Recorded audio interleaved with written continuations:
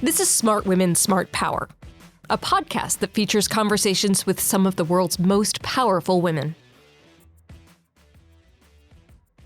I might have been, if I wasn't the first, I was one of the first telework people in the Department of the Navy. We feature thought leaders at all career levels, where we explore, among other things, the many contributions that women make to the fields of international business, national security, foreign policy, and international development. Does having women in positions of power influence the outcomes of decisions in these fields? Why or why not? Join me, Dr. Kathleen McInnis, Director of the Smart Women, Smart Power Initiative at the Center for Strategic and International Studies, for these incredible conversations. Today, we come to you from the Halifax International Security Forum, where I'm joined today by Beth McGrath. Beth is currently Deloitte's Global Leader for Government and Public Services, and she has years of experience working in the Department of Defense, which we're looking forward to discussing with you on today's podcast. Welcome to the podcast, Beth. Thank you so much. It's great to be here. Well, so you are currently in the corporate world with Deloitte, but prior to this, experienced over 25 years in the federal government? Sadly, yes. Well, so what first got you into government? What sparked your interest? Like many early 20-somethings, I didn't really have a really good idea about what I wanted to do. And at a job fair, the Department of the Navy was there. It was interesting because it was both the sea side of the Navy and the air side. So the Naval Sea Systems Command, Naval Air Systems Command. And I thought, each of them had these sort of internship programs. And I was like, oh, this sounds right up my alley. So, don't really know what I wanted to do. I was just graduating with a degree in economics and, a 3-year internship around what we now call supply chain. Back then it was logistics. It was sort of go to class, continue to learn, which sounded like something I could do coming out of college. I ended up working for the Naval Sea Systems Command in this logistics internship program. And it was really eye-opening. Again, my degree was in economics. Logistics was not on my mind in terms of a career field, but just the whole construct of the program was really appealing to me. And I thought, well, let's try it. And then you get into it and you realize, hey, this is pretty cool. And you're doing things. And I should say I was a Navy brat. So my dad went to the Naval Academy. And so, I had an appreciation for sort of the Navy, but as a family member, not, I'll say a warfighter, if you will. And I think just being in the program, it really gave me sort of insight and appreciation for what all our men and women, now many more women now, sort of back then, they weren't on ships, for sort of their contribution, not just to the Navy, but really the safety and security of the United States, which even though I was a Navy family member, didn't have a true appreciation for. Your dad's away and things like that. But it really gave me an appreciation. I think that was really the spark to sort of public service for me, is that internship program of all things. Well, it's funny, I spend a lot of time talking with younger professionals who are looking at joining government or trying to figure out the way in. And we often talk about these really squirrely ways that, because it's so hard to be hired by the federal government. But sometimes just going through the front door is exactly what to do. It's interesting. A couple of weeks ago, I was at the German-American conference sponsored by Harvard, so the John F. Kennedy School. I talked to so many young students, and it was run by the students. And they're all asking me, do you think it's a good idea to go work in the private sector first and then go into government, or go into government and then go to private sector? I said, honestly, there's no formula. It's sort of timing and opportunity. And I do think just, to my bones, that some time in public service gives you a very different perspective on so many things, that it is a benefit to do that. And whether or not you stay for a career like I did, or you go for a period of time, I just think it's so valuable. What led you to transition to Deloitte 10 years ago? It'll be 10 years in January. I cringe, not because it's 10 years at Deloitte, but that it's 10 years already. It was interesting because, again, so I started as an intern. I left as a political appointee in the Obama administration, which was not my plan. I did not have that plan. And I learned that if you're Senate confirmed, that you're eligible for a sort of an early retirement. There's a different retirement calculus. Typically, it's you have to have age and years, and if you're Senate confirmed, you can have one or the other. Maybe I'll look at, the private sector earlier. And so during Obama's second term, so first year, second term, I hit my 25 years. And so I thought, well, what are the possibilities? I honestly had never really thought about transitioning to the private sector. I was going to retire from government. And then when I found out that I could retire early, I started to explore companies. And I really looked, just I think like people do for any job, sort of culture fit and job fit and things like that. I ended up at Deloitte, and where I had honestly no aspiration to run our government business globally either. Small portfolio. It's about $10 billion, a little That's mind-blowing. Yeah, I guess it is. But when you come from the Department of Defense, which is my IT portfolio was about the same size. And, the budget of the Defense Department, during the Iraq War was, just under $1 trillion. Yeah. And so it's all relative. It's all relative. I'm not saying it's not, up there, but it's all relative. It's interesting because I feel like listening to myself now, I'm thinking, I had no plan going into government, and I really had no plan going into Deloitte or even into the private sector. I thought, well, let me try it. Honestly, the first year it was so, I'll say, different, going from a very hierarchically driven organization and organized organization to a very, very matrixed one. It was an enormous transition. In defense, you know who you work for, you know what your roles and responsibilities are. And in Deloitte, it's very entrepreneurial and it's very matrix. And so it's like you work for nobody and everybody at the same time, depending on what you're doing. And it's very team-based, which I really appreciate because, you're never alone. Yeah. Which I really like. That's fantastic. So turning to the decision that you wanted to talk with us today, which is about bringing change to the Department of Defense as the first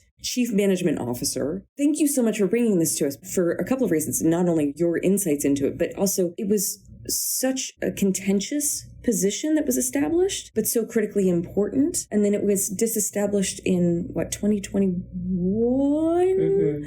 And so I'd love your views on what was the challenge that you were facing going in, and how did you approach this, and your views on whether the department still needs a CMO function. So that's a lot. I just fire hosed at you. So we'll take it wherever you want to go. But I guess to start, how did you become the Chief Management Officer? I'd say purely by accident. Because I'll just say at that time, I had nearly 20 years in, you become part of the institution. And at the time, if you go back and say, I can't even remember the years, but there was this financial management modernization program. And they're like, it's more than finance. Okay, we'll make it the business management, modernization program. Okay, but it's really more than just sort of acquisition, because it moved from comptroller to AT&L, and it was like, we really need somebody who's persistently focused on the management of the department, sort of what I term the business of defense. It's the operational piece, but it's also the sort of the understanding the cost and the value. And so there's many studies done and there are many perspectives on should we have somebody focused? We have a deputy secretary. We have 2 deputy secretaries, which was a total non-starter from a defense perspective. But I was doing these kinds of things. I was part of this business modernization program, really trying to establish, sort of the enterprise perspective on what we do, and how we support the core mission of the department.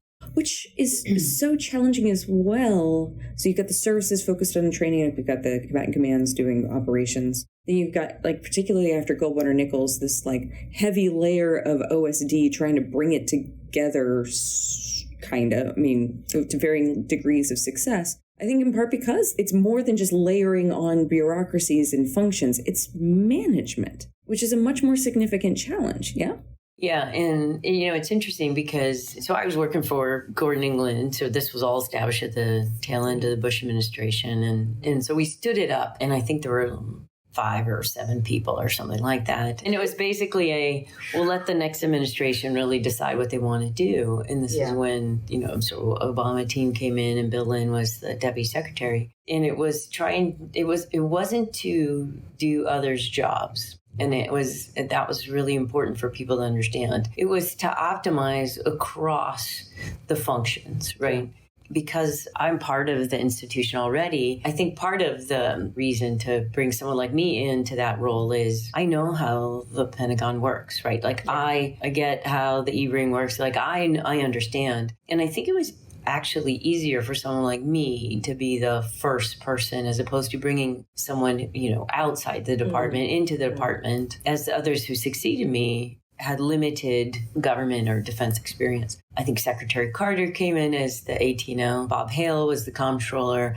I caught them all as they came in the door. And I said, there's this new role. Here it is, and I'm it. And we need to work together. And so it really was defining the sort of the seams across those functions because we are organized vertically, but we execute horizontally. And so it was a way to say, look, I'm not looking to do anything in your organization. What I am looking to do is optimize performance for, how we deliver against sort of the business aspects of the Defense Department. So for the benefit of our listeners, when you talk about a seam, like what would be a practical instance? Cure to pay would be the process or left to right horizontally, but then it would be a purchase transaction meets. So there's contracting and money. There's a people transaction and there's money. There's almost money in everything we do, right? Right. Distribution from logistics. You have to buy something to then distribute it. Yeah. So it's how do you optimize your accounting function with your procurement or contracting function and the whole HR and the whole supply chain, because normally those are, some sort of procurement action. You're buying something, you're delivering something, you're developing something. And so it was really to take a look at sort of the 3 main processes of the department, right? Acquisition, money,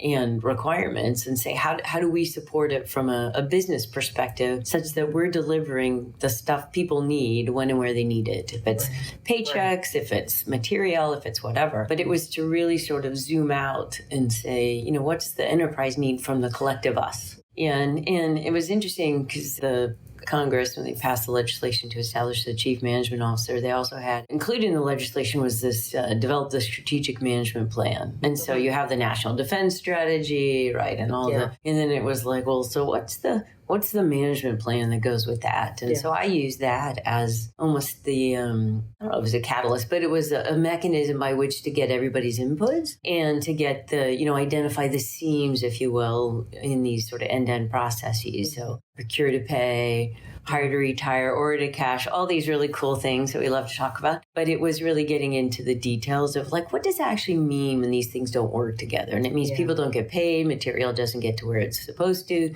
you're not optimizing your workforce distribution from a military perspective. And so when you actually turned it into these outcomes, then people go, oh, well, yeah, I want to help with that. I want to do the best. Because I think the intent is always positive. I believe that. But the actions that follow aren't always helpful unless you've got this sort of clarity of objective and then alignment. Because if you don't have clarity or alignment, then it's not going to work. No bueno. No bueno. So Congress repealed the CMO position in 2021. So years after you've been off doing your thing in Deloitte, running $10 billion of stuff, and the repeal happened. I'm curious as to your views on that. Yeah, I had, I'll say, many people call me for both sort of in government, but also media. Hey, do you want to say something about it? And I said, the decision, it's hard to opine about a decision that was already been made. And so, but I would say, does the department need focus on sort of the business and management of the organization? Absolutely. Yeah. And so I think you're seeing, certainly when Team Biden came in, and Kath Hicks in particular, and she brought Mike Donnelly back in. I mean, bless his heart, to be again, the director for administration and management. And that was a clear sign to me that she understood that while we're not going to do a CMO anymore, we still need to maintain focus. And so what do we do? Right. And so they really took a look at some of the, I'll call them process or procedural kind of things and where those things reside. How are they handling the sort of business IT, if you will? They established the Defense Management Institute through IDA for the Institute for Defense Analysis. And Peter Levine, who also served as I think he was the second chief management officer, but only for a short period of time because he then went to be personnel and readiness. Right. But he was a long time Center Armed Services Committee, staff and counsel. And so you have somebody now who is at this Defense Management Institute, who, by the way, is communicating with all kinds of people like myself in terms of contributing to, I'll say, bettering the sort of performance. And so I think while the position itself isn't there, the military departments still have their chief management office functions, tied to their number 2 on the civilian side. So the unders of the Army, Navy, and Air Force. And so while I think it didn't stick as a position, I think that at least with this team, they're really looking at, how do you systemically embed this into the thinking of the organization, which will take time. Yeah, that's a cultural shifts take time. And the department's an aircraft carrier, not a dinghy. Right? So it takes a while to shift things in any direction. Yeah, and I actually think being in the private sector, and I see the same conversation nearly in every country. Like every single country, you can pick any organization, defense or otherwise. They're looking at how do you optimize the business of whatever the organization does, and stovepipe nature and, cultural, sort of clashes and challenges to do things. But this is where I really see that the technology and the silver lining of COVID, so many organizations, and this is a broad statement across many countries, wouldn't do robotics process automation. They wouldn't do RPA because they were like, I don't know if I could trust that thing. And they were worried about their jobs. Yeah. Virtualization of desktops, people working from home. I mean, the whole thing has shifted because of COVID. So I think you've got now, I'm seeing more open-mindedness to both automation and then understanding what the automation does for them, right? It's an enabler to an outcome. And so I really feel now there's this greater opportunity to change in cloud. It's more about data protection and sovereignty and less about should I go to the cloud. People understand, no, it's actually probably more secure to be in the cloud than all your old stuff that you've had for a very long time. And so I really think COVID helped with that to sort of open both hearts and minds to, okay, we need to get to cloud. How do we get there? And let's take this opportunity to really sort of transform how we do what we do. But going back to the department, I'm heartened by this, Defense Management Institute and the things you're trying to do. And so there's still a long way to go for sure because it's a ginormous enterprise, but I'm heartened by the actions and activities of the team. Yeah, the people are still pushing the rock up the hill, and it's just going to take a long time. To end our conversation, I'm just curious about your reflections on whether or not you feel that your gender as a woman impacted how you approached the CMO position and the decisions that you've taken as part of that role. And if so, why? And if not, why not? It's interesting. Sometimes I forget I'm female. Because starting way back in the day, I always say 100 years ago, and when I was starting this sort of even internship, and I was doing work on ships, women were not on ships then. And you literally were the only female. And it was really uncomfortable, in that type of an environment. And then I knew I was the female because I was literally the female in like hundreds. As I sort of made my way in the department through a bunch of different jobs, I never really sort of focused on, am I getting a position or not a position because I'm a female. But I would also say that I also had just a tremendous experience where I had so many mentors and allies who were sort of pushing me further than I thought I could go throughout my entire career. Yeah. And I don't know that I appreciated all that was happening while it was happening. It was more sort of reflecting, because at the time I was like, oh no, I'm not ready. No, I'm not going to do that. And they're like, let us know how it goes, and it really was sort of more reflective than not. But I also think that when when my son was born, I was never sick, never took any time off. So I had all this leave, and they had this family friendly leave act at the time. And they're like, oh, you can take 6 months off or something. I was like, oh, I'll have that. And the office was like, are you sure? I'm like, oh yeah, I'm sure, because I'm the only one who knows how to take care of my child. And I'm totally inexperienced because I've never had one before. And so they said, well, what if we did a part-time thing? And I said, well, say more about that. So we ended up establishing, I might have been, if I wasn't the first, I was one of the first telework people in the Department of the Navy. The deal was, what if we set up a thing for you at home and then you come back earlier? And I said, well, okay, so let's try that. And so literally, I remember my son sort of sleeping. I know people can't see, but he's sleeping on my lap, if you will, and me typing. Itty bitty, and he's 6'3" now. So very different, very different visual. But it was, and then I knew I was a working mom. And I thought, well, this works for me and it works for, us, if you will, the sort of my son, because I was like, I'm not leaving. And it was tremendous, but it was really the support and the ingenuity of the people I worked with who were men who said, let's figure something out. Wow. Because at the time I was working on a weapons systems platform for the Navy, and I ran the budget, the contracting, all that kind of, all the business kind of stuff. And I was the acquisition person. It was they needed me. Yeah. And I knew they needed me, by the way. But it really worked. And so I think then... you knew your value. You knew your... And you were willing to, establish boundaries and let the department come to you. I don't know that I knew my value. I knew I didn't want to leave my son. I was willing to find a win-win, because I honestly, I love the team I was on. I love the people. You don't want to let them down. And so I wanted to help. And so, and they were gracious enough to sort of find a way to make it work.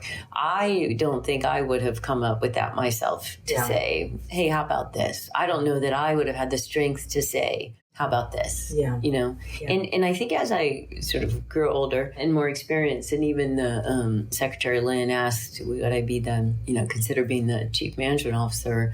I was like, I said, I need to make sure I can spend time with my family, because now my son was a freshman in high school, and I did the book for his basketball games. Yeah. And the freshmen play at 4:00. And so on Tuesdays and Fridays, I had to leave at 2:45, because traffic can be bad. Yeah. And so I just said, well, as long as I can have the flexibility to be where I need to be, then I knew I could do the job. I just didn't want to be in a position to, choose between my family or my work. And I'll just say Secretary Lynn was incredibly supportive. He was like, well, of course. It was just sort of you shouldn't even think about that. You should just do it. And that was incredible. But it was, all along I have definite passion for service and for my work. I want to do a great job always, but I also want to do a great job at home. And I just never wanted to be in a position to have to choose. And I think as women are going through, especially if you have a family, but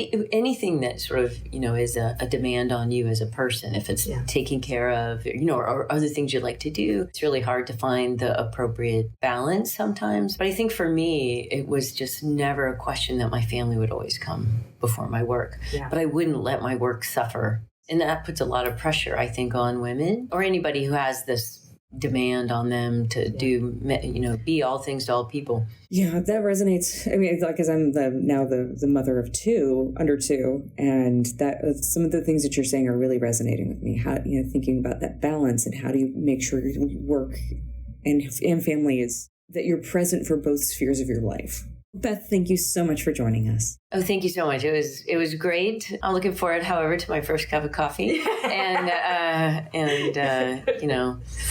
thank you so much. Thank you. Subscribe to the Smart Women, Smart Power podcast on Apple Podcasts, Spotify, or wherever you listen to great content. Be sure to follow us on Twitter @SmartWomen, or you can follow me on Twitter at KJ McInnis1. Thanks for listening, and join us next time.